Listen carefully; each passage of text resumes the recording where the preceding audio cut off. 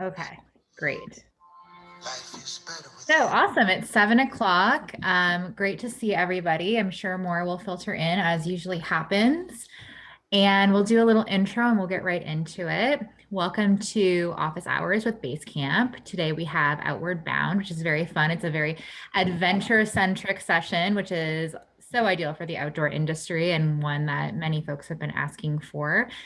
In this session, we're going to learn a little bit more about Outward Bound. We often call these a reverse interview because there are so many things about a workplace that you just cannot know from looking at a job description or even sometimes a website. So we really dig in deep with hiring managers, people making decisions, people that know about the organization and have worked there for a little while. And in Kristin and Jess's case, they've actually been wilderness instructors and are now working at the corporate level. So they can answer all of your questions, and Allie will let you know how the evening is going to progress. And if you do have a question, what you should do. Absolutely. Yeah. Welcome, everyone. We're so excited to see you.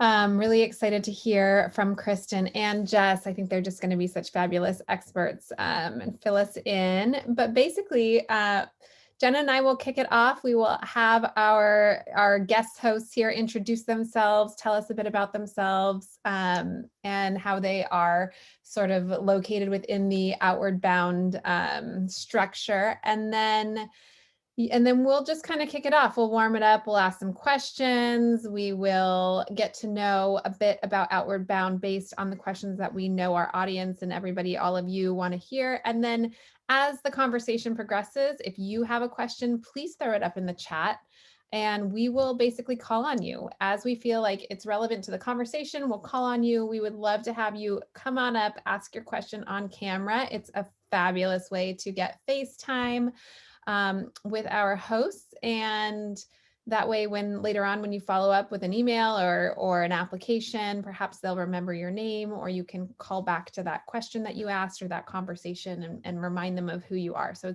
it's a great opportunity there. So please do that, and we can go ahead and dive right in. So Kristin, why don't you go ahead and get started? Tell us who you are. Tell us a little bit about your position and where you sit in the Outward Bound structure. Yeah, hi everyone. I'm Kristin. I use she, her pronouns, and I've been with Outward Bound since March of 2016. I was a full-time year-round field instructor for years, working in the North Carolina mountains and the Florida Everglades, doing backpacking, rock climbing, whitewater canoeing, and flatwater canoeing and sea kayaking down in Florida. And now I work as the staff recruiter and human resources specialist. So definitely a pivot into the office, but I still get to go out in the field to facilitate staff trainings. So it's been a nice balance to get a little bit of taste of both. Awesome. Jess, you can hop off mute and go ahead and introduce yourself. Hey everyone, I'm Jess Haste. I use she, her pronouns. I work for Outward Bound, California, so on the other side of the country, and I'm the Associate Program Director of Staffing. And so I hire and schedule all of our field staff. Here in California, we have 3 locations, the High Sierra, Joshua Tree, and in the Bay Area. And I started with Outward Bound as an instructor in the High Sierra 15 years ago. And so I've worked all the positions in California. And then now I've been in this staffing role for the last 7 years. And I still try and get in the field as well, but maybe not as much as Kristin, unfortunately. So ladies, can you give us a little bit of a lay of the land on Outward Bound? Because we have an overarching, national Outward Bound, and then we have state Outward Bounds. And I believe there's also international chapters as well. Can you give us a little bit more of an insight on the structure? Sure, I can jump in.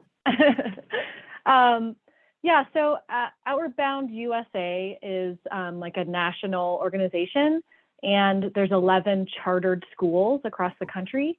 So that's like Philadelphia, Baltimore, Minnesota, Colorado, North Carolina, Washington, Oregon, California, which the Northwest is Northwest, so it's Washington, Oregon.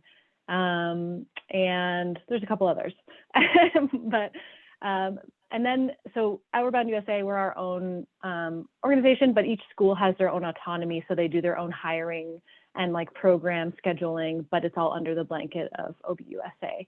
And there's definitely, I think there's like 80 to 100 different OutwardBound schools in different countries. I don't know, maybe Kristin, you know the actual number, but Yeah, that sounds right.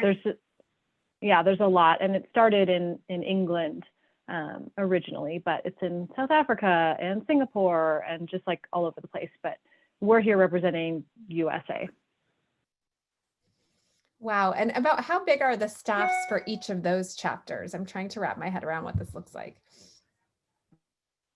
Yeah, so like Jess said, it varies school to school and program to program. I would also say it varies even more now, just as a result of the pandemic. We've had to do a little bit less programming just to keep folks safe, keep our numbers a little bit lower. But I know that in North Carolina this summer, we probably had about 50 instructors on our payroll. I don't know, Jess, y'all were probably about the same. And we were running at half capacity at those numbers. Yeah, and I think like Minnesota and Colorado are a little bigger, and then some other schools are a little smaller. But I would say, yeah, 40 to 100 field instructors who work seasonally. Okay, so that's a fairly big team working in, I'm assuming, close quarters. Would be very cool for you to give us sort of a day in the life, because just sort of set the scene for us at a high level. What are these instructors doing all day? Yeah, I'll just speak to sort of a typical wilderness instructor, because that is sort of the bulk of our programming. And so most of our base camps do some form of backpacking along with other elements. And so I would more talk about a week versus a day, but basically you have your course and you are at your base camp. So that's where your housing is provided typically, and you're prepping with your team before you go out on a course. And that involves like packing food and gear and planning your itinerary, and looking at your students and what kind of curriculum you want to do for that, for your course. And your courses could be anywhere from 3 days to 30 days, depending on where you are.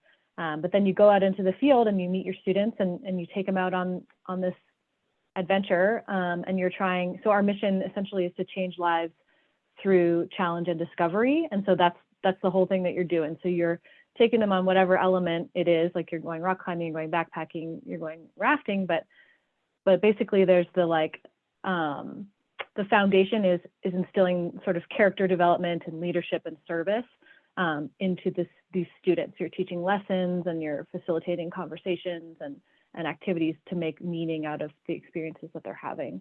And sorry, Kristin, maybe you have more to add on that. Well, I was just going to say, we have a short YouTube video that was pretty well produced called A Day in the Life. So I'm going to see if I have screen share capabilities, or I can put it in the chat, Jenna, if it's easier for you. See if you do. I don't know. I'm not going to lie. I don't think I have screen sharing. There's the link though. Okay, hold on. And kind of like Jess was alluding to, the day-to-day depends on what activity you're doing. So in this video, you'll see a lot of different activities: sailing, canoeing, kayaking, climbing, all that good stuff.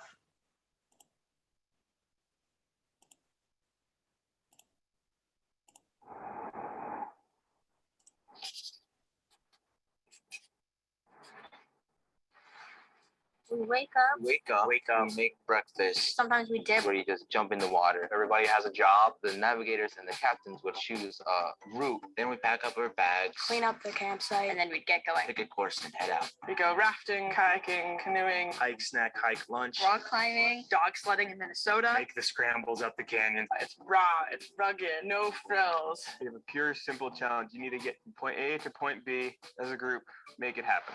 It's an expedition in the sense that we are moving from campsite to campsite every day. Once we arrive at the campsite, we'll take everything out. Fill up water, set up camp. Dinner crew to set up the entire kitchen. After we eat dinner, we have evening meeting. It's kind of a giant debrief of the day. Gave us time to sort of reflect. It's a social thing where people are helping each other out, and through that, everybody grows. It's a challenge, but really rewarding. Students leave here with a better sense of who they are as a person. Outward Bound Just eye-opening. takes you to an environment Just come out here, man. that you cannot experience on your own. This is something that I'm never going to forget for sure.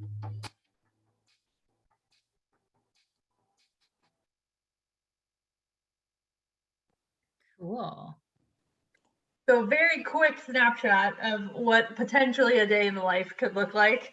But essentially most of the days in the life of our field instructors are spent outside in the field with our students. And please define students, because I know it's not just children that you're working with. Yeah, great question. So we work with pretty much anyone. I know that Outward Bound, our youngest age is 14, and one of our most prominent programs is our military veterans courses. And those folks, the oldest student I've ever had was 77. So you can kind of fall anywhere in that. There's all different kinds of course types that we offer. Sometimes it's a school group and they bring their whole 9th grade class, or a college is bringing their leadership club. We do parent-child courses where parents and children come together. We have an educators initiative program where we teach classroom teachers experiential practices to bring into the traditional classroom. We have our outdoor educators programs for folks that want to work in the industry. Every school has a different structured semester long course, which is pretty spectacular. They get to visit multiple course areas and do a lot of different activities. Am I forgetting anything, Jess? I'll throw out that we do also serve middle school students. That's actually like a big population here in California. So 12, 13, and like most of our open enrollment courses where folks just sign up, so not the school groups, are sort of that 12 to 18, like that's like the core of the age of the students that we're serving. And then there's definitely the like specialized or longer courses or different populations like veterans or grieving teens. So there's a lot, and it really depends on your base camp too. That's cool. So it sounds like there's many, many different ways to engage with Outward Bound as either an organization or an individual in terms of who's coming to take the courses. So that means that your instructors really have to be able to think about like who their target audience is as well when they're out in the field.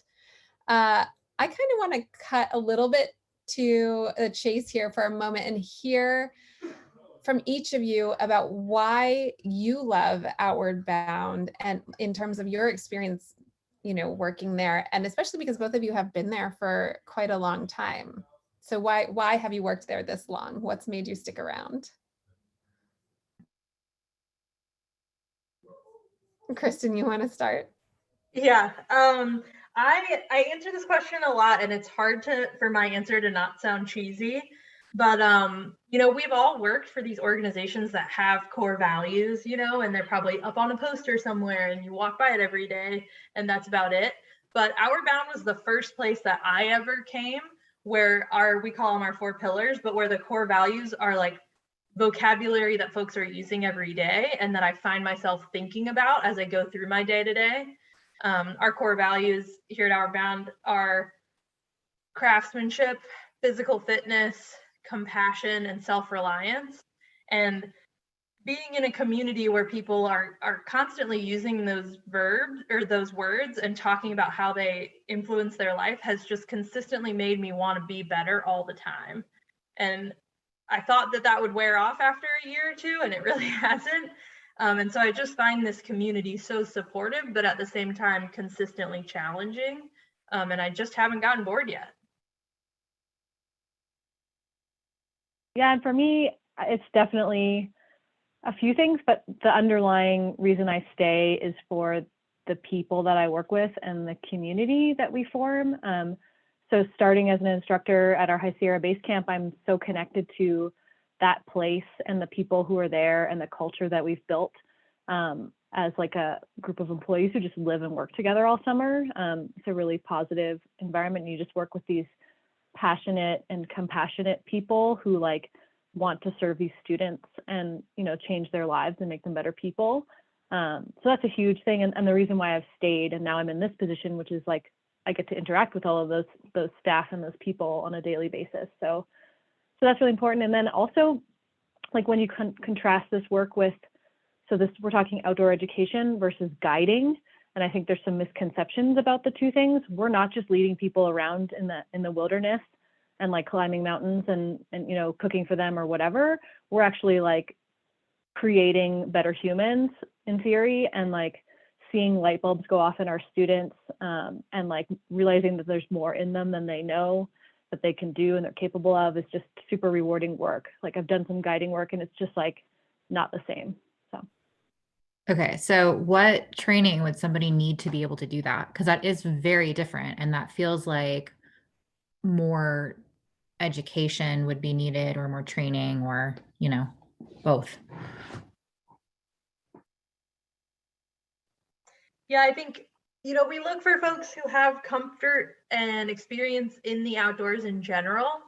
Specifically, we are usually looking for folks to have some level of wilderness first aid or responder. Obviously, that's really helpful. But at OutwardBound, we also really pride ourselves on our internal training. So while we do look for a certain level of comfort and experience in the backcountry, and you know, we definitely ask folks about that in the interview process, we also know that when we bring people in, we're bringing them in under the expectation that they're going to learn and grow while they're here.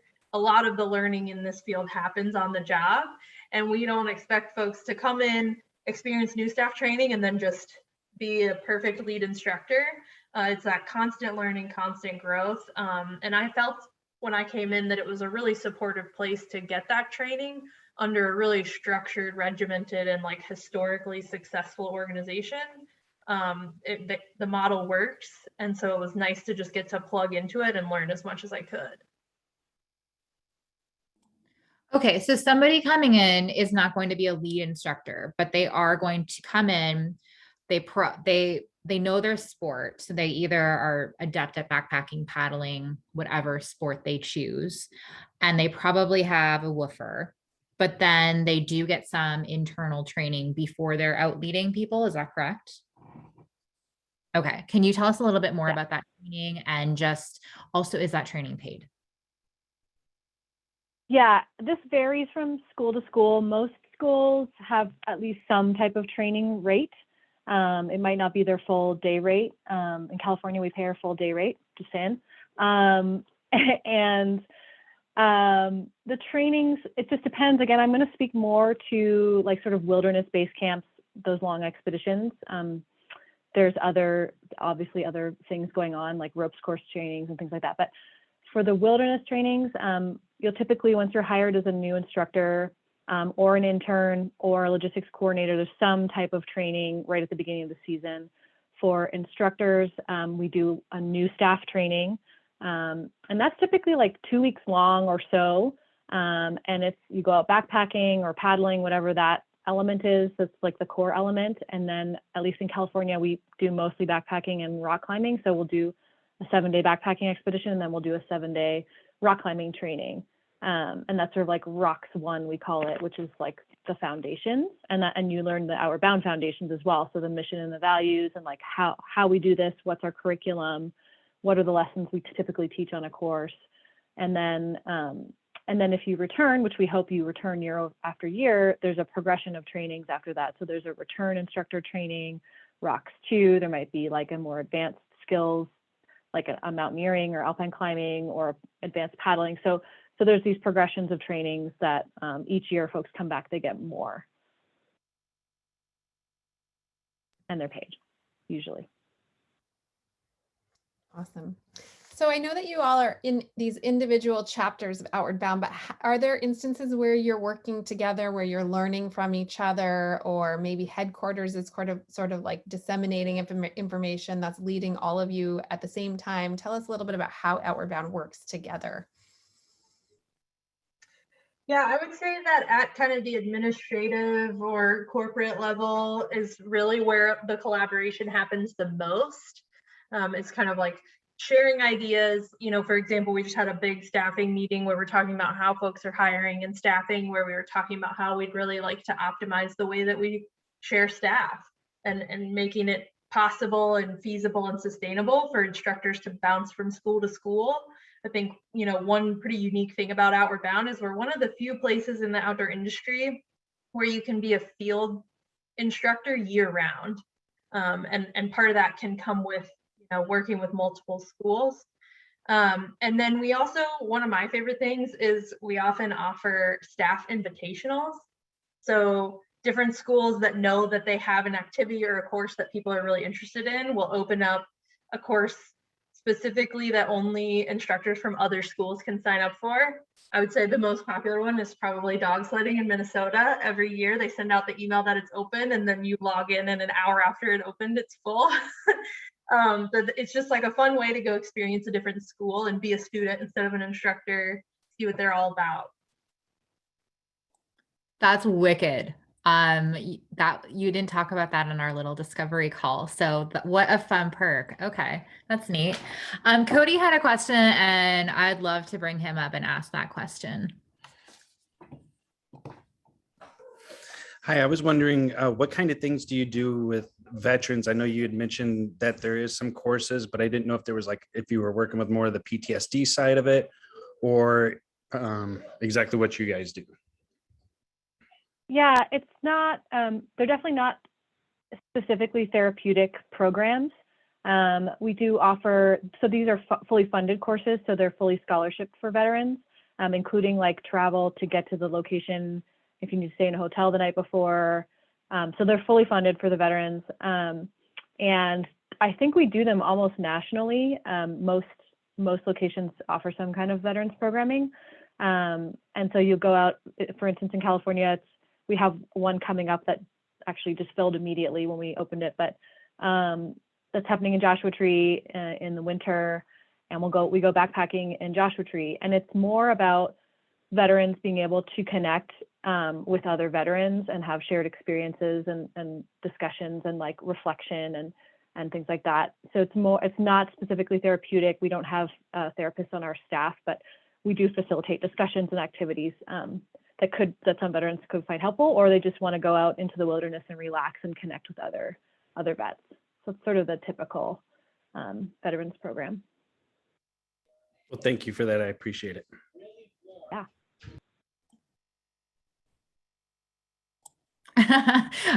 That's super neat. I'm a military spouse, so I absolutely love hearing that. I'm curious too. I'd love to dig into these specifics for everyone listening. What sort of pay are we offering here? I know that this is going to change between California and Maine and Florida and all of your various places, but can you give us some sort of an idea so folks can understand, are they making $10 a day or $10,000 a day? Probably not the latter, but Yeah, so like you said, it does vary from school to school. I would say average, you're coming in at about $100 a day. So again, we do pay per diem. You're paid by the day. Obviously, it wouldn't make sense for us to pay by the hour. And so that also, comes with included room and board for the duration of your contract. Yeah.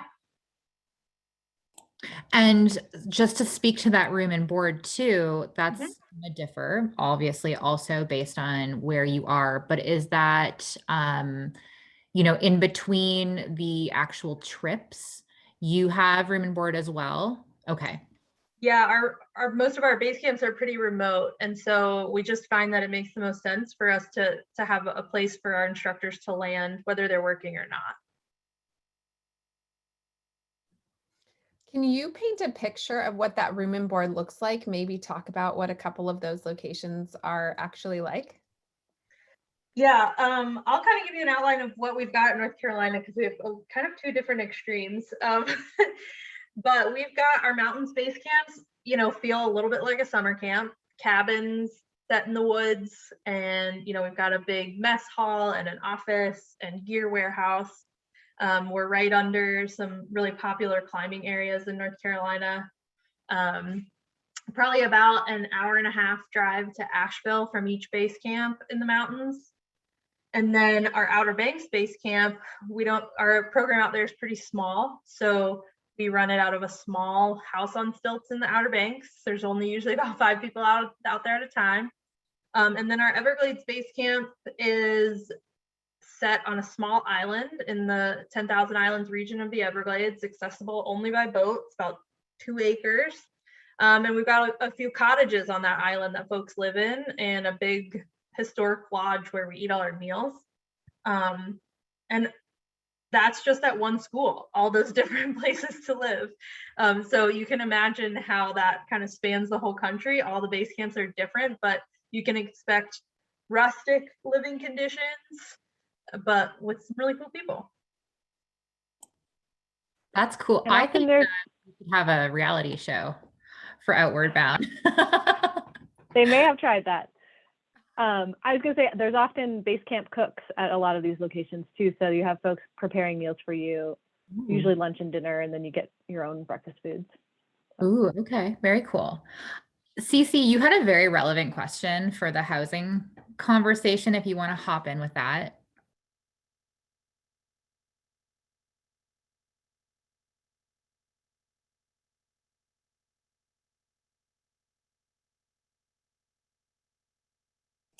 Cece, you are still muted. Thank you. Oh, sorry about that. That's okay. Thanks for having me on, and thanks you guys for being on as well. This is such a exciting opportunity. So my question is in regards to the housing, and how do you do that if somebody has a family, or how do you guys go about that? That's a tricky one. We don't have a lot of families that live at our base camp locations, at least in California, and I think it's different across the country. We have some folks who have spouses, and we don't have a lot of folks with like small children who work in the field for full field seasons, just because they'll be away from their families for so long. But we definitely have folks who like come and go for a course or so and just come to base and work. And we also have folks who have families that will just come visit them, but typically the families don't live at base camps. And I think there maybe are a few exceptions for like long tenured admin staff who live at our base camps and they figured out housing, or they live in town and like the base is close, but typically not a lot of families, folks with families, especially field staff, who are living at our base camps. Do you have a different experience with that, Kristin? Yeah, I would agree. And I would just, the only thing I would add is it's pretty common for someone to say, you know, my partner's coming to visit for like a month. Is there a way they could come stay here? And we're like, yeah, we could really use some volunteers. It can be a fun way for, you know, your family or your partner to get involved at the base camp.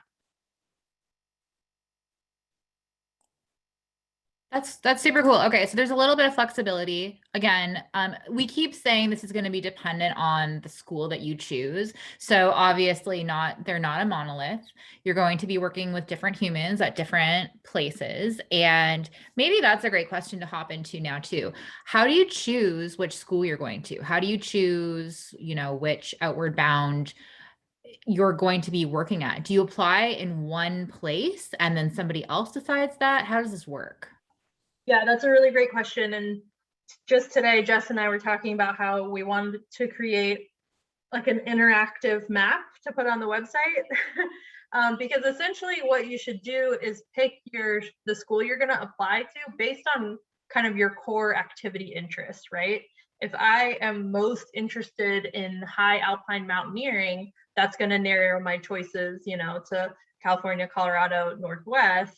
If I am really interested in sea kayaking, I might want to go to Maine and Florida and the Outer Banks, you know, so it kind of depends on your activity is where I would start. And on the Outward Bound USA website, it gives a pretty good rundown of kind of what the core activities are at each school. And I know that on our application, I think everyone does this. It asks the question of, are you applying at other Outward Bound schools? That way we just have the knowledge of like, okay, this person might be interested in a few different things. Maybe I should reach out to the other staffer so we can talk about what might work best for this person. We really want folks to land where it's going to work best for them. I love that. I love that you're considering not only like sort of resource sharing between your schools, but also like thinking about the candidate in that conversation, which is so important, not just what your needs are. So that's wonderful. Elena has a follow-up question to our conversation about room and board. So I thought would be a good time for her to come up and ask that. Hey, everybody. I guess this just is just follow up to what we were just talking about, but are instructors required to stay at base camps in between programs, or can they go home? I guess I'm looking at particular base camps and they're like 2 hours from my house, so it would be nice to go home. So what's that look like? Yeah, the room and board is a perk, not a requirement. I know like here in North Carolina, we have a lot of folks that live in Asheville and just drive up when they're working. I'm sure it's the same in California. And it probably depends on, like you said, how close you live and how remote the base camp is. I know that, for example, in Maine, a lot of those people don't live at the base camp. They just come for work. So yeah, you're definitely not required to stick there all the time. Cool. Okay. So that answers a little bit of my question too. Like, can you go get groceries? Like, how in depth is this? Are you, or is this like an 8-month thing where you're like there and these are the only people you're seeing? It sounds like it's kind of a regular job, but you get to stay on site, which is great. Okay. Okay. Awesome. I would add just that sometimes you only have a few days off. So it just depends, like in between your different courses. So you may only have 2 days off, and depending on how far you are from base, you might want to stick around. But yeah, no, you don't have to stay there. I love getting into the nitty-gritty of like the application. Kira, you had such a good question about the application itself. Would you like to come up and ask that question? Yeah, hi. My question was about the outdoor skills log. I have a facilitator log that I kept for years, but the Outward Bound specific one is really daunting with so many tabs. Do you have any tips for completing the Outward Bound specific log? If it needs to be that specific log, or if a personal log would work, and how complete does that log need to be before applying, especially keeping in mind that assigned female at birth and femme aligning people tend to not apply to jobs that they don't feel like they are completely qualified for? Yeah, it's a great question. And we talked about this as a staffing group nationally a few years ago. And I know we did it at California. I'm not sure if everyone has, but we put on our skills log that you can get from our website, like, please fill out these 2 or 3 tabs, depending on the position. And so I think reviewing the job description that you are looking at and seeing what they list as qualifications, like you must have X number of days of backpacking expedition experience or something like that. Like there's probably those bullet points, like you must be able to climb 5-6 traditional or whatever it is. Like those should be outlined on the job description. And then if you download the school specific tech log, it should say like, if you are applying for OBCA, please fill out rock climbing and backpacking and potentially mountaineering too, because those are the elements, right? And I think in terms of like how thorough, you don't have to list every single rock climb you've ever done, but you might want to list like an overview of sort of like something that gives us a good picture of your abilities and how extensive your experience is. So I think trying to, generalize your skills. And backpack, I would say like, at least for California and probably for a lot of schools, backpacking and like seeing that you can lead extended backpacking expeditions or you have personal backpacking experience, like I think that's sort of number one for a lot of the schools. And I think like paddling stuff, like there again will be specific requirements, like certain rivers require people to have certain river miles and things like that. So on the job descriptions, it'll tell you.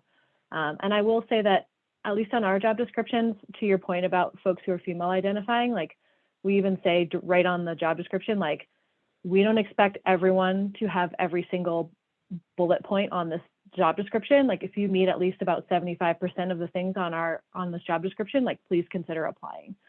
So, and I think that's I think I can speak for all schools in saying that, like, we want folks who are passionate about working with youth and changing lives through challenge and discovery, and maybe consider an internship if you don't feel like you totally meet the technical skills, or you're not close to the technical skills, if that makes sense. And someone might see your application as an intern and be like, you should apply for an instructor if that's the case, but you should just apply. Thank you so much. So this is a great segue into my next question, which is kind of who is a good fit for your roles beyond those hard technical skills? What are you looking for in terms of soft skills? And then actually I would love to have Rich come up and ask his question, because I think that just pertains to like different audiences and who they're serving, and are you looking for specifics there? Yeah, I think, like Jess alluded to earlier, while we are an outdoor school, really what's more important is that we're a leadership school. So, one of the phrases that gets thrown around a lot at Outward Bound is we're not making better mountaineers, we're making better people through mountaineering. So the outdoors is really just our vehicle for helping folks go out and live a better life. A lot of the curriculum that happens in the field is focused on leadership, goal setting. We do a lot of communication and conflict resolution lessons. And then our hope is that, we're building these skills for people to take back home. This isn't just like Jess said, this isn't just like a little guided trip and then you go home back to your life and that's it. We're really hoping to set a foundation for folks so that they can learn how to work in a team, especially now. We're living in the digital age where people aren't used to working face to face with each other quite as much. And it's really powerful just to get folks out there and working with each other. So in terms of soft skills, we're really interested in people that can build a strong culture in a group of people that's supportive and safe for everyone involved, and can facilitate those hard conversations and help people set goals and push past some of their perceived limitations.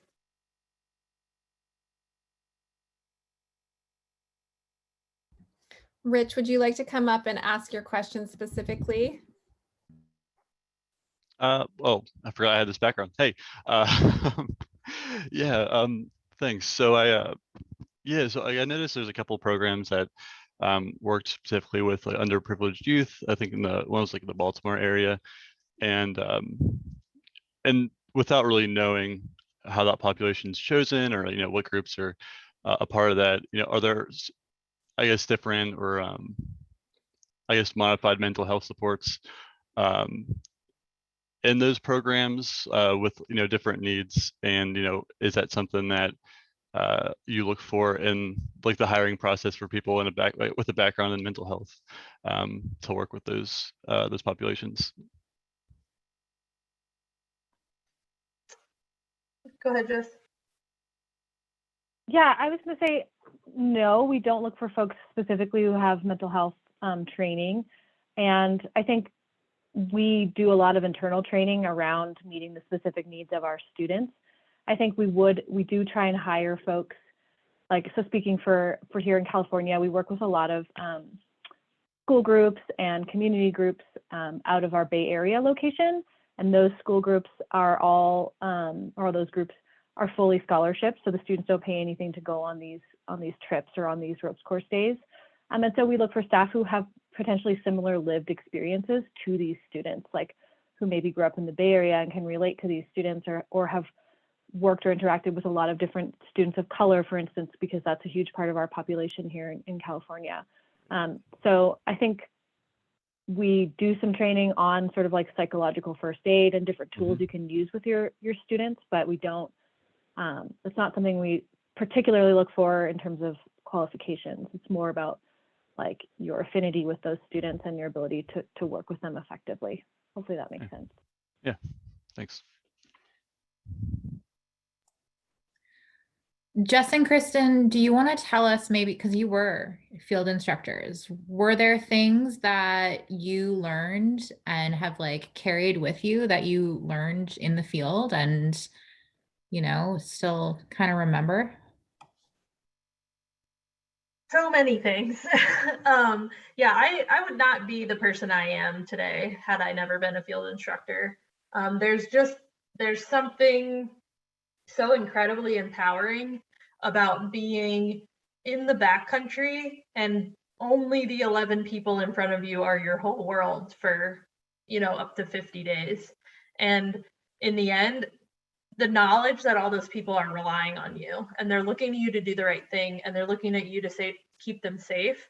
That was pretty intimidating for me in the beginning. And then seeing myself fall so seamlessly into that role and see that I was good at it and fail sometimes, right? But get picked up by my co-instructor. The confidence that I gained from working in the field completely changed me as a person. And I think that's why I stay with the organization is I want to see that for other people. Yeah, it's cool. I mean, we're making better humans and we're also becoming better humans through working with our students and our co-staff. And I think a couple things that come to mind are learning what you can do under pressure. You might be out there and you're in lightning drill and the students are freezing and like soaking wet and you are soaking wet and like you have to deal with everything. And so being able to like know what you're capable of in the wilderness. And I think feedback, this should be mentioned, I think, because there will be a question about feedback on your interview, just putting it out there, is learning how to be a better communicator, to be able to give and receive valuable constructive feedback. And that's something I think that a lot of us that work for OutwardBound value in this like working environment. Like I can tell someone when I'm having a problem with the way they're maybe doing something and they won't like be hurt or whatever. They'll be like, thank you, like I will try and be better or whatever it is. So I think that's a really important part of our culture. That is absolute gold. That is not really taught in a lot of different places. And yet we're probably all going to be in a place in our career where we will have to give feedback and we do not want to hurt feelings. And it's a very awkward place to be in. So learning skills like that and just, this is an important job. And I think that most people in this room would agree that our passion for the outdoors and how it's maybe healed us as individuals are what is leading us to want to work in this industry. And so having an opportunity to pass that on is, I feel, very rare and unique. So that's really this opportunity. And it's wonderful to see, not only do you get to do that, but you get some pretty cool resume bullets that can help you grow into, let's say you want to do a more corporate role. This can help you with that. You just named numerous things that as a hiring manager, I would love to see on a resume. So I think that's fantastic. And I would love, Sam, if you are able to come up with your question. It is about the application process, and I would love to know the answer to this one. Yeah, hi. I was just wondering what the application process kind of looks like, and when people should apply and like what the timeline is between like submitting an application and getting an interview. Yeah, and like kind of more specifics about that. Thanks. Yeah, that's a great question. The timeline is we're kind of like ramping up hiring right now. All the schools are at varied degrees of close to hiring right now. So for example, at North Carolina, I'm kind of in my first round of interviewing right now, and I'm hiring for our upcoming March new staff training. And I know the other schools are either already have their jobs open or are just right behind me. So these next 2 months are really going to be the time to keep your eye out for the school that you're looking for and see when their jobs are going to be posted. And then again, the timeline itself will be different from school to school. I know that my goal is always to interview people within 2 weeks of when they apply. That is not always possible, but that's what I shoot for. Yeah, and I would say a similar timeline, but our positions close January 1st. So all of our jobs are open for California right now, but they close January 1st. And so we may do some interviews before they close, but typically we look at the whole pool and then we'll start interviewing. So paying attention to those closing dates, because you might have to wait a little while after the closing date, I think for some schools. before you get offered an interview. And hopefully you'll get some emails with communication of timeline. But we do see a lot of volume of applications too. So we do our best to communicate with folks, but sometimes you won't hear from us for a while. And look in the job description, because sometimes we'll put in there, hey, this is going to be when our interview block happens. This is going to be when our second interview block happens. So in some of the job descriptions, it might outline that for you.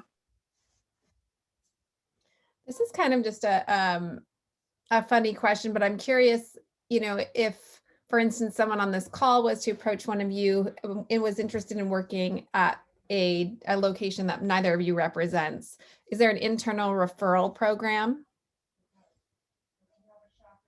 Yeah, I think we can definitely give folks the contact information for the staffing people at different locations. That's no problem. Okay. Great.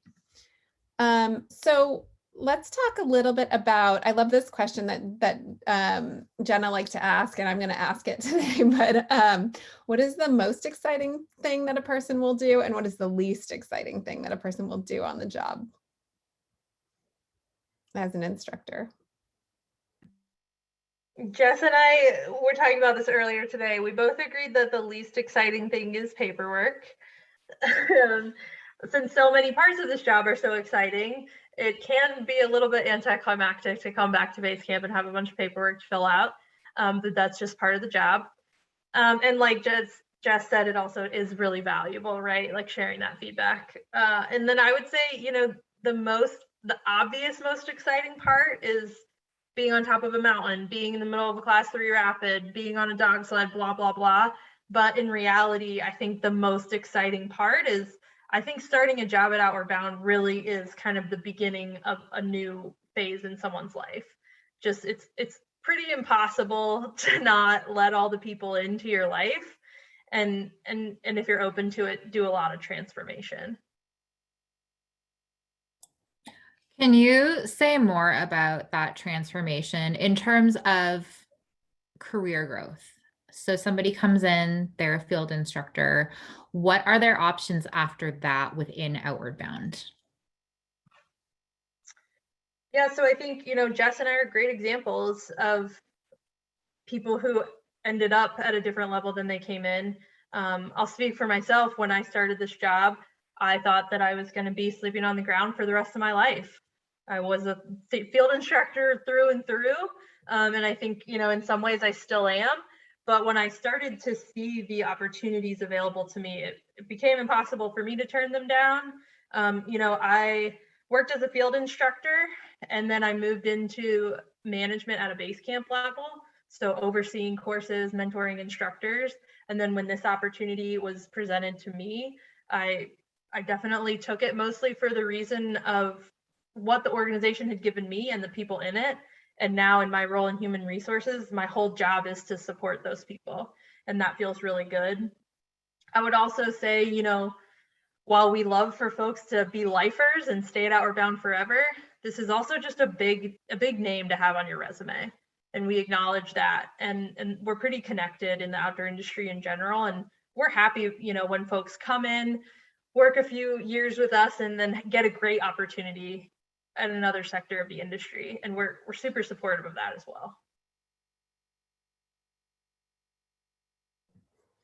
What can someone do to stand out in their application? Obviously you have a list of skills that you're hoping that they, can check off, but what other things would catch your eye? That's a tough question. I would say the first thing is to just complete all of the pieces of the application. So the tech log, if you're applying for a job that requires it, and a cover letter and a resume. And then in terms of the resume, I mean, it's tough. I think here in California, we are really looking for folks who have a deep knowledge of equity and inclusion and justice topics. We are really diving deep in that. And so folks who can speak to their commitment to equity and justice and sort of that piece of things, I think could be pretty helpful. And I think the whole outdoor industry is moving towards more understanding and yeah, I don't know how else to say that, but a more equitable outdoor industry. Great. So I think that's something that comes to my mind. So it's really awesome that you're specifically looking for that in an applicant. How can somebody show you that? Should they just literally say, I care about equity? Is there a way, that they can show it a little more tangibly that that's of interest to them in some sort of place specifically on their resume with, I don't know, like how do you get that from somebody? I think you can list like professional development potentially you've done. You can, in your cover letter, speak to any other work that's relevant or like different populations you've worked with or lived experiences if you are someone from a non-dominant identity, like naming that is helpful. Yeah, and I think that's the main way I think that they could show that is like, what have you done to like back up your commitment to equity? And I think at least for us in California, we ask that question specifically in our interviews. And so that might be something folks should think about is like, what trainings can I do? What groups can I get involved with? Like, where can I go and work with other like people from different identities for me so I can learn to relate to them? So I think it's like, it's hard because it's not just a box you can tick, it's work you have to do personally. And that's what we want to see. Yeah, and I would encourage you, any volunteer work or any activism that you've been involved in, that has a place on your resume. Whether you're applying to work for us or someone else, I would encourage you to include that. It's a really important piece of who you are and a great way for an employer to get to know you. Yeah, definitely. And the video that you showed was a fairly diverse set of folks that were out there being instructors. Is that what you could expect going out into the field? Is that you're going to be working with many different types of people from many different backgrounds? I would say, like the rest of the outdoor industry, we still have a lot of work to do in the realm of diversity and inclusion, and we're really honest about that. However, we do work with a lot of different people, and you can expect to work with people from a lot of different backgrounds.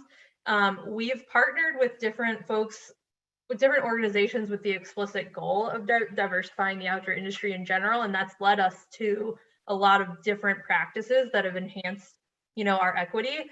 We still have a long way to go, but it's changed our hiring practices, it's changed our training practices, and it's led us to establish specific course and staffing scholarships related to different marginalized identities, and that we think that work is going to be pretty fruitful. Can you elaborate on a staffing scholarship? Yeah, so we've got a few different fellowships available for folks holding BIPOC identities. They vary from school to school, like everything, but often what they offer is affinity training spaces, extra training if folks need it. Where, a lot of what we've been talking about in the industry at large is kind of these barriers to entry. And so we're trying to see how we can help get rid of some of those. For example, a lot of these fellowships and staffing scholarships include a wilderness first responder training, which is needed for lots of places in the outdoor industry. Some of them offer a gear stipend or a travel stipend, but we really think the most valuable part of those staffing scholarships and fellowships is providing that affinity space and hopefully getting folks connected with mentors that share some of their identities. Love it. That's a robust response and very happy to hear that. It looks like Sam has a question. Sam, would you like to come up and ask your question? Yeah, as we were just like talking about what we were just talking about, obviously, I was just wondering, as female identifying instructors, have you had like an overarching positive experience working for OutwardBound? And if you have any advice for young female identifying individuals looking to work within the industry, but more so specifically like with this company? Love this question. Very pertinent, very relevant, and very glad that we have two wonderful women to help navigate this space. Yeah, I would say when I started 15 years ago, Outward Bound looked very different than it does now. It was definitely a lot more macho, sort of competitive vibe, I think, among instructors, but that was 2006. And now we're in almost 2022. And the makeup of the gender division and identities of the staff that work here it's almost 50-50, I would say, obviously with like a few non-binary folks in there as well. But so it's a much more supportive work environment. And I hardly worked with any female co-instructors when I started. And we do try and staff with a gender balance. So like if you're female identifying, you probably will work with a lot of men because we have male and female identifying students mixed generally. So unless you're working like a girl specific course or whatever. So I think like, at least in California, and I think for most other schools, like it's a pretty supportive environment. There's always going to be a little bit of, the male stuff happening because it's outdoors and historically, like it's just, there's these attitudes sometimes, but generally it's pretty good. Advice for female identifying folks. It's a tough one. I like to tell folks, anyone, to get out there and have your own personal adventures, because that is something that I'm looking for when I'm looking at people's resumes. And I know that can be tough, like there can be barriers to getting out there, but potentially finding a mentor or joining a club, like an outdoor club, or something like that to get you in there and to find other folks who you can get out and do your own personal adventures on, I think is a great place to start, or who can mentor you with climbing skills or whatever it is. Best I got for that. Do you have anything, Kristin?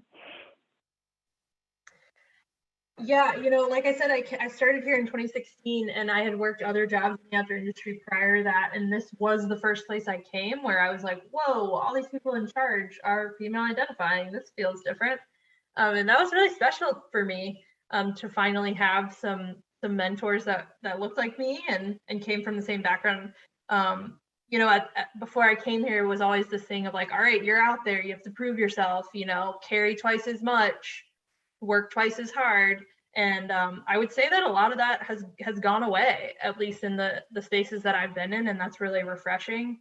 And so I would encourage you to not feel like you have to compensate for that at all. We are strong. I struggle a lot with the term empowered women because I think it implies that we're not inherently powerful. We are, and that's why we're here.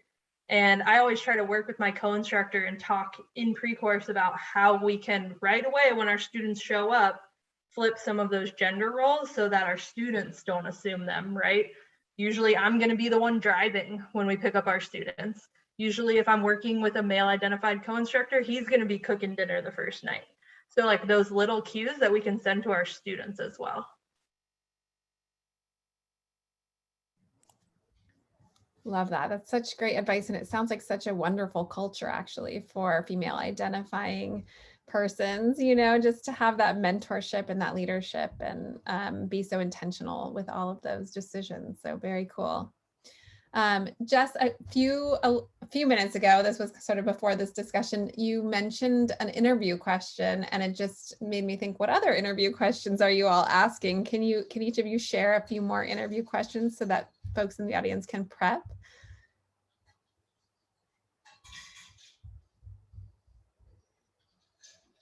Yeah, I have an interview template open. I could look at it. I think we'll do some like risk management scenarios. So like talk about a time where you've been in a scenario where you've had to manage a risk management situation, like dealt with an emergency or a student behavior or an injury or something, you know what I mean? Something like that. So that's something to think about. I know we want to hear about your long-term plans. I think we are looking for more than a 1 season, 1 year commitment. We were hoping we invest a lot of like time and money into training folks and bringing folks on. And so we're hoping they're going to return at least for 2 years, if not more. So that's definitely something we'll ask you about, like and hope you will think about before you accept the position is like, can you come back for at least 2 summers or seasons, whatever that looks like. You have some, Kristin? Yeah, some of the unexpected ones that I ask, I usually ask people to tell me a story about a time when things didn't go as planned. So I ask about, an expedition blunder and how they handled it, or maybe just a time they were traveling and, everything went wrong. A big quality that we're looking for is folks that can adapt and be flexible and understand that life is unpredictable, and kind of keeping a cool head and making good decisions even when things go wrong.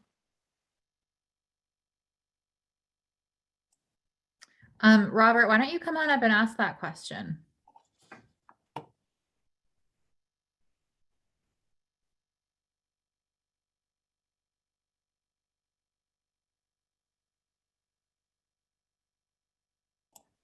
Robert, are you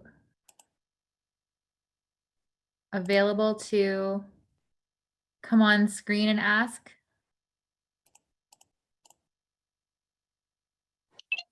Okay, apparently I'm showing my age on this Zoom machine. Yeah, so I'm in the process of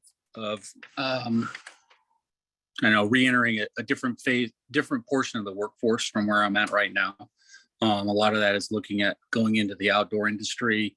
Obviously, I've been a long time, or I guess not obviously, but I've been a long time fan of Outward Bound and Knowles and similar programs.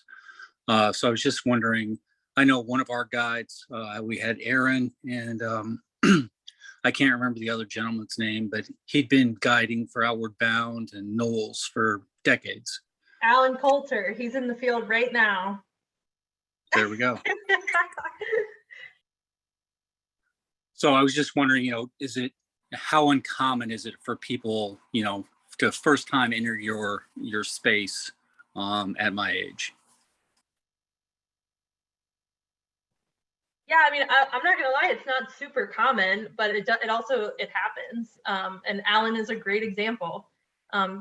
For those of you that have not had the immense pleasure of knowing Alan Coulter, he is now 73 years old, and he's been working for us for years and years, and he's in the field in the Everglades as we speak with our semester course. So he's out for a 20-day expedition in the Everglades right now. I would say, an application doesn't ask for an age. All we need to know is that you're over 21, so you can drive a van, and all the rest of it reads the same to me, to be honest. Yeah, I think I agree with Kristin. And I would just say that I think that folks who are older and have like families and homes and responsibilities and stuff, like this lifestyle is hard to just jump into like the seasonal field instructor. So I would say like, and this is something for everyone to know, it is not for everyone, because you are disconnected from your networks, your support networks, your families for weeks on end. And so I think it would take a very specific person who's not just, in their 20s and doesn't have responsibilities. Like, it would be hard for me to go work a full field season at this point. So I think that's just something to consider when you're thinking about getting into the outdoor industry, and what sector you maybe want to be in. Like, do you want to be in the field for 30 days or however long? It's something to think about. The lifestyle, it appeals to a lot of people, but it can be a real challenge. And the pay also, like, we'll be real about that. You're not going to make your millions working for Outward Bound, but you're going to become a better human. So. Okay, yeah, that's kind of where I expected. Obviously the pay and the rest of that. I mean, we're in a spot where we're launching kids, so we're very much trying to figure out our next step. And flexibility, or I guess not flexibility, but getting into rather a space that brings joy and helps people is kind of what we're looking for. Thank you. Yeah, and I'll add too, across the OBUSA network, we're really in the coming year looking to grow our community-based and day programs to be doing a little bit more of that work. We feel like it's a great way to connect with more people for whom multi-day expeditions might be a little intimidating. So in the coming year, you might see more opportunities pop up with Outward Bound just around community and day programming. Yeah, and depending on where you are, like for instance, in our Bay Area, we have lots of folks who live in San Francisco and work day programming out on a ropes course and then go home at night. So that there is options out there at different locations. Cool. No, that's illuminating. It's really great to understand who's a good fit, but also who's not a good fit. And it sounds like age is completely not a factor, but lifestyle is huge. You need to be able to drop almost everything. You can't have things waiting for you back at home that you're worried about all the time, or people relying on you, it sounds like. So that's very, very good to know up front. I did want to do a kind of a last call for questions, just because we are coming to the end. Good timing, Elena. And I am curious, what sets someone up, in your opinion, for a role in that corporate position? Is that something that you're kind of like scoping out field instructors for, and maybe point them out and say, you might want to think about this? Or are there certain qualities that you identify that could really make someone a great fit for your corporate culture as well?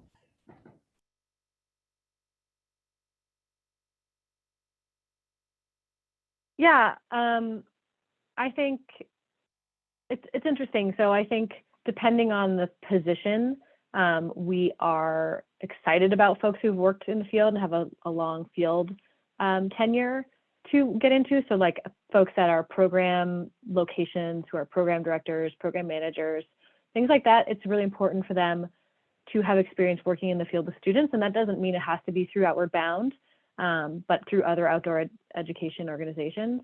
I think if you're looking at other positions, like we have an advancement team and we have a student services team. And so those folks don't necessarily have to have worked for Outward Bound before. We would rather have a development professional who has done fundraising before versus just getting a field instructor who's never done that. So it just depends on the role. I think, being excited about the outdoors and understanding what it is we do is a huge benefit, because it's so different from so many other industries.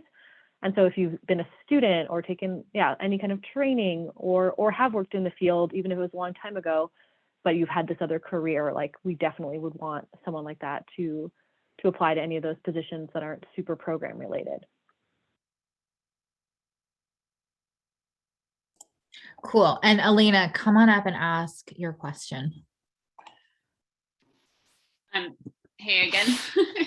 I was just sort of wondering, I'm hearing you talk about how you're sort of committing to a season, but I've also heard you mention that there are some instructors that are just leading a course. And so I'm wondering, when you're looking for someone to work for you for the longer term, or at least for a couple of seasons, is there an opportunity to work for a season or two and then just do certain programs? I guess I'm in a place in my life where I might be able to commit to a full season now, but like I might be going back to grad school next year, like not going to be able to commit at that point. So just wondering what that looks like in the longer term. Yeah, great question. So what we're really looking for is someone that can come in and commit to kind of our promotion process and becoming a lead instructor. And that typically takes, 2 seasons, 2 or 3 seasons, depending on the person and how much you work. After that, I would say occasional instructors are very important to us. And we do encourage, our lead instructors to come back for 1 course, 2 courses, 3 courses here. But it does kind of necessitate being at that lead instructor role to become a valuable occasional instructor. But that's become very important to our model for sure. Folks that are just willing to come in when we need them or when their schedule can necessitate it.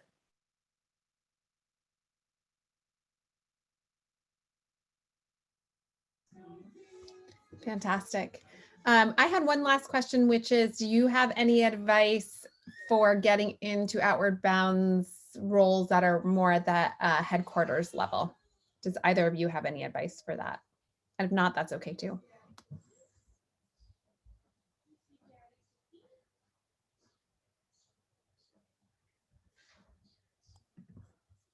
That sounds like a not, so that's okay. Yeah, I don't necessarily know about the headquarters level, but I would say, like Jess was saying about, high level leadership positions in general, we're not always looking for people that came up in the industry. We have our HR director in North Carolina is a whiz at HR and is just learning what we do at Outward Bound.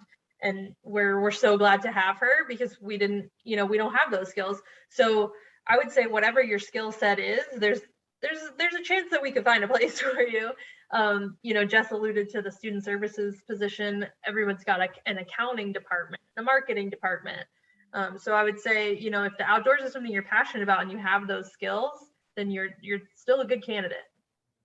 Yeah, totally. This is a common misconception of the outdoor industry generally, I would say, because so many people want to break in mid-career and they have these incredible skills that they can transfer over. And they're just like, well, how do I stand out? Thanks, Rich. And you just put your great skills in your resume because these outdoor communities need them as much as anyone else. Like you were saying, you need somebody with amazing experience in development to get that cash money, and you need great accountants and stuff like that. So it could stand out if you have a woofer. It could stand out if you put why your values are aligned, but for the most part you just want to say, here's how I know I can do the job, like any other position. Yeah, I think our HR director jokes about it all the time because she'll come in my office and say, what's a woofer? And I'll go in her office and say, what's a 1099? So it's all a little bit of a give and take. Totally. Yeah. I'm curious, before we go, we have a couple more minutes, would love to know your favorite memories working with Outward Bound.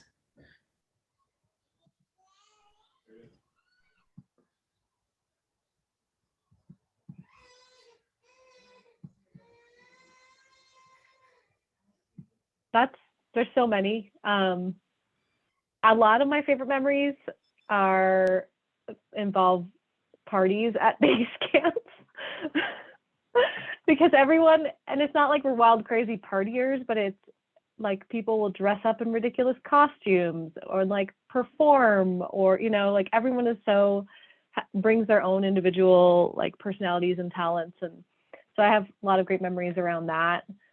And then I think for me, it's just being out there with students. I don't have a specific memory that I can pull up, but at least in the High Sierra here is so beautiful, and I live in the mountains. I love the mountains, and so being out there for extended periods of time, and like seeing the students grow is really special. So I have a lot of and I think a lot of the stressful, high impact moments stick out in my mind, but I don't want to talk about those in this forum. But you go through a lot of really challenging and really interesting memories that will stick with you.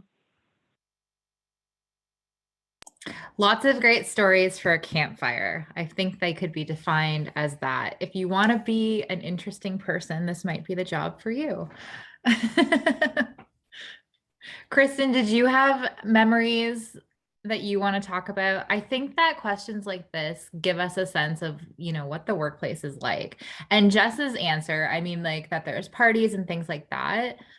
I didn't realize that there was camaraderie like that happening, and that, even the word performances was mentioned, and people are getting, showing their creative acts with each other. That's very fun. That's community. And a lot of people seek that. So it's great to know that it's found.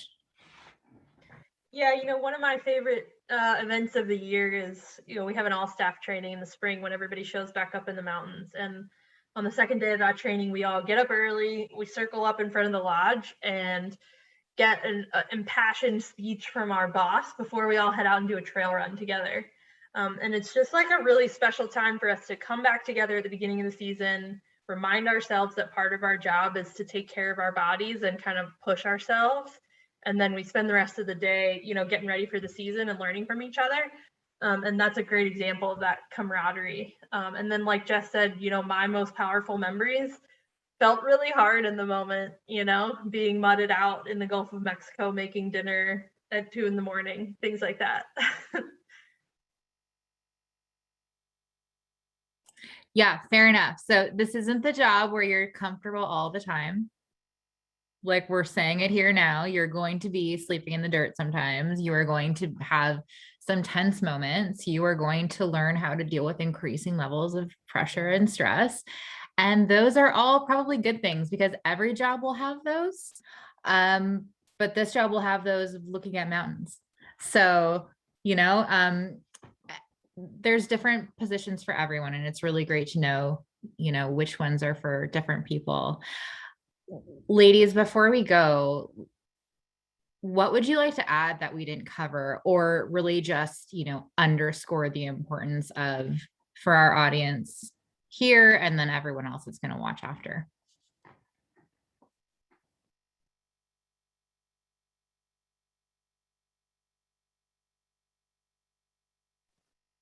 I've been thinking about Kira's question. Oh, sorry, Jess.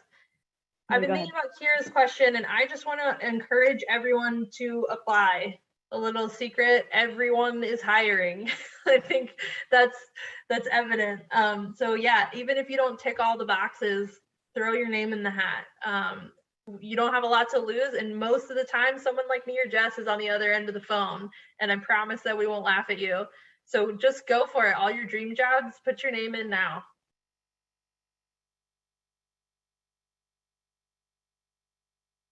I forget what I was going to say. I think it was about working with students. Like, I think just reiterating that that's what this job is about. And I think there's this misconception, like everyone thinks that Outward Bound is for like troubled students or bad kids or whatever. And it's like all students are all youth are at risk, and so we're working with all kinds of different students, but that's sort of the number one thing that I think folks need to remember is that this job it's really cool and you get to go outside and stuff, but you also are serving these youth, and that's the most important thing.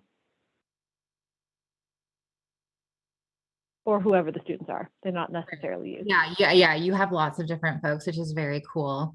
So Kristin and Jess, we're going to send out an email. Is it cool if people from this session reach out to you directly and say that they were part of it and if they have any more questions? Okay, awesome. So that was great. I feel like I even learned a lot, and we've had a couple of conversations, and I've been at your website. So I think this was wonderful. I also really love that it feels like if somebody is working with you as a field guide and they have an issue, there is a chain that they can take that to. Oh, Sam, what is your question here? Are you open to more questions? Yes. So Kristin and Jess will answer more questions via email. We will send that around in an email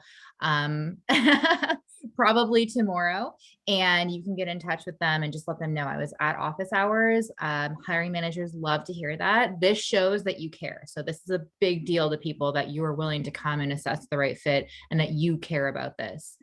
But yeah, it's great to know that there's a feedback mechanism. You want people to feel safe, and you're going to be an open ear for that. And you want to make sure people are in the right position and that they're feeling safe and comfortable and equipped to that while they're working for you. So that's absolutely phenomenal.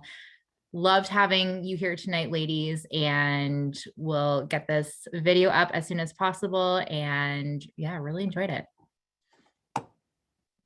Thank you all. That was wonderful. I loved learning more and hearing what a great culture and organization you all work for. So thank you. Have a good night, everyone. Yeah, thanks, y'all. Bye, everyone. Bye.